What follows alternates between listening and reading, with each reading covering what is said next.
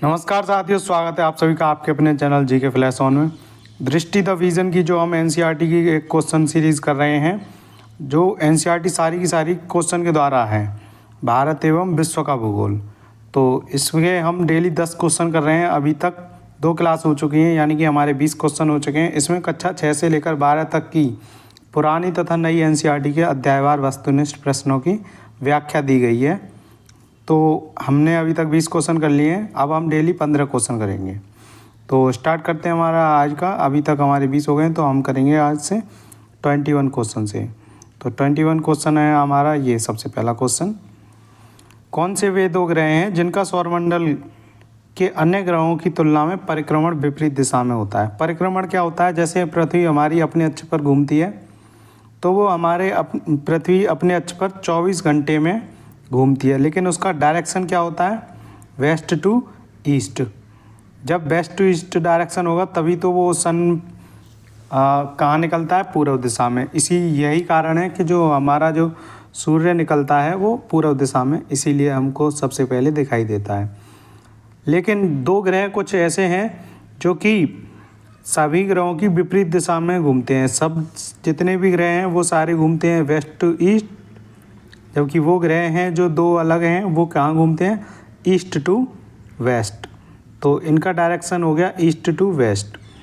तो देखते हैं वो 2 ग्रह कौन से हैं। वो 2 ग्रह हैं शुक्र और यूरेनस। यूरेनस यानी कि अरुण। तो पढ़ते हैं इसकी व्याख्या। शुक्र और यूरेनस की परिक्रमण की दिशा अन्य ग्रहों से विपरीत होती है। शुक्र और यूरेनस घड़ी की सुई की दिशा में यानी क्लॉकवाइज घूमते हैं, जबकि अन्य ग्रह घड़ी की सुई के विपरीत दिशा में यानी कि एंटी क्लॉकवाइज घूमते हैं। नेक्स्ट क्वेश्चन है हमारा 22। तो 22 क्वेश्चन देखेंगे। निम्नलिखित कथनों पर विचार कीजिए। सबसे पहला कथन है, बृहस्पति, शनि तथा यूरेनस के चारों ओर छल्ले हैं। हाँ, ये इनके चारों ओर छल्ले होते हैं, तो ये सही है। दूसरा पॉइंट है, ये छल्ले विभिन्न पदार्थों के असंख्य छोटे छोटे पिंडों से बनी पट्टियाँ हैं। ये भी सही है। तो यानी कि इसका आंसर हो जाएगा सी, 1 और 2 दोनों। तो इसकी पढ़ते हैं हम व्याख्या दे रखी है। उपयुक्त दोनों कथन सत्य हैं।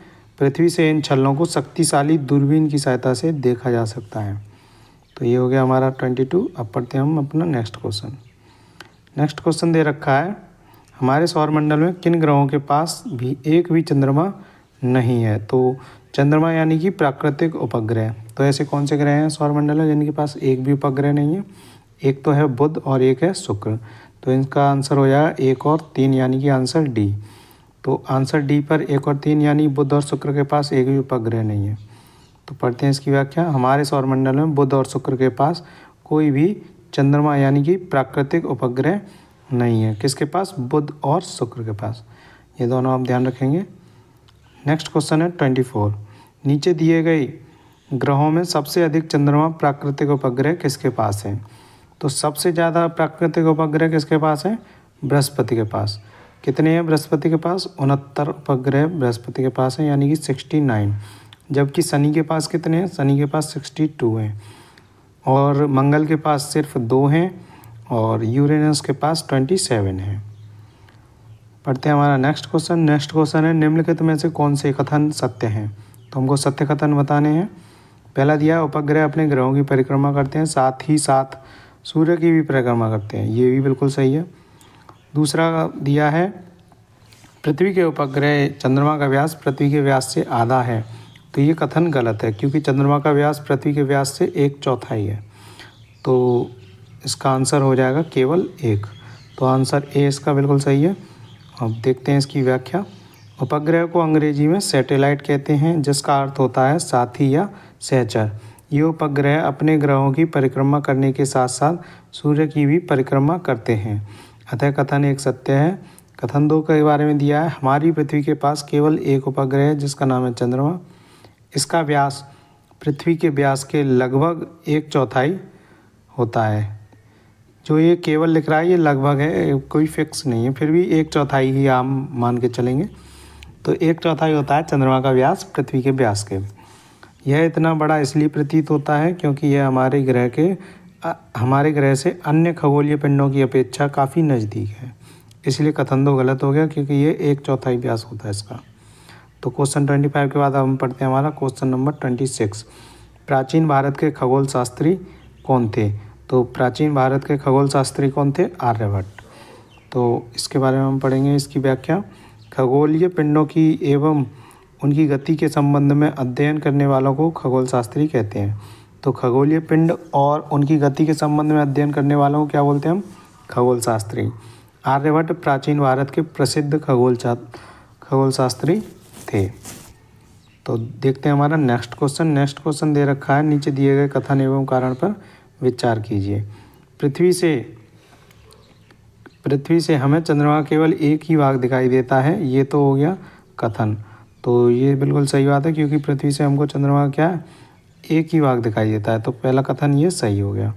कारण क्या दे रखा है? चंद्रमा के द्वारा पृथ्वी का एक चक्कर पूरा करने में लगने वाला समय अपने अक्ष पर एक चक्कर पूरा करने में लगने वाले समय से अधिक है। तो ये वाला कारण गलत है, क्योंकि चंद्रमा 27 दिन में ही पृथ्वी के चारों ओर घूमता है और 27 दिन में ही वो अपने अक्ष पर घूमता है। तो पढ़ते हैं अब हम इसकी व्याख्या दे रखी है। चंद्रमा, इसका आंसर हो गया सी, ए सही है और आर गलत है। ए क्या है? सही है, आर गलत है। तो व्याख्या में दे रखा है, चंद्रमा पृथ्वी का एक चक्कर लगभग 27 दिनों में पूरा करता है। लगभग इतने ही समय में यह अपने अक्ष पर एक चक्कर भी पूरा करता है। अतः चंद्रमा के द्वारा पृथ्वी का एक चक्कर पूरा करने में लगने वाला समय अपने अक्ष पर एक चक्कर में पूरा लगने वाले समय के बराबर ही होता है। इसके परिणाम स्वरूप पृथ्वी से हमें चंद्रमा का केवल एक ही भाग दिखाई देता है। और इसके बारे में थोड़ी और डिटेल दे रखी है, वो नील आर्मस्ट्रॉन्ग के बारे में, जो कि चंद्रमा पर सबसे पहली बार गए थे। नील आर्मस्ट्रॉन्ग पहले व्यक्ति थे जिन्होंने 20 जुलाई 1969 को सबसे पहले चंद्रमा की सतह पर कदम रखा।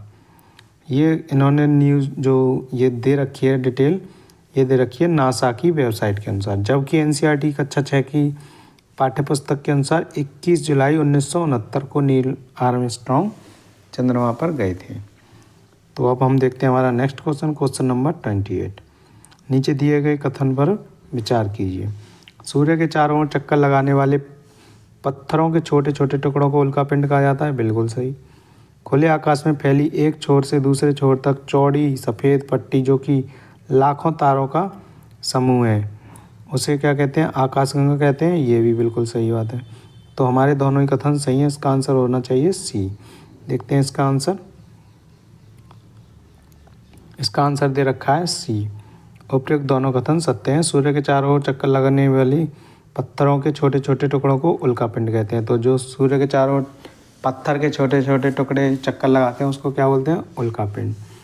और दे रखा है, खुले आकाश में एक छोर से दूसरे छोर तक फैली चौड़ी सफ़ेद पट्टी, जो कि एक चमकदार रास्ते की तरह दिखती है, यह लाखों तारों का एक समूह है। यह पट्टी आकाशगंगा है। हमारा सौरमंडल आकाशगंगा का ही एक भाग है। प्राचीन भारत में इसकी कल्पना आकाश में प्रकाश की एक बहती नदी से की गई थी। इस प्रकार इसका नाम आकाशगंगा पड़ा। लाखों आकाशगंगाएं मिलकर ब्रह्मांड का निर्माण करती हैं। तो ये हमारा एक सौरमंडल में जो क्या था पाठ का नाम? सौरमंडल में पृथ्वी।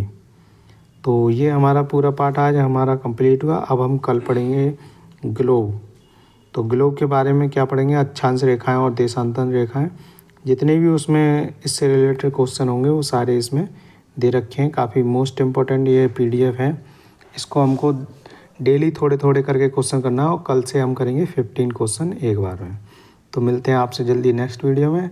तब तक के लिए आप इतना क्वेश्चन करिए अच्छे से और उनको रिवाइज कीजिए। Thank you so much.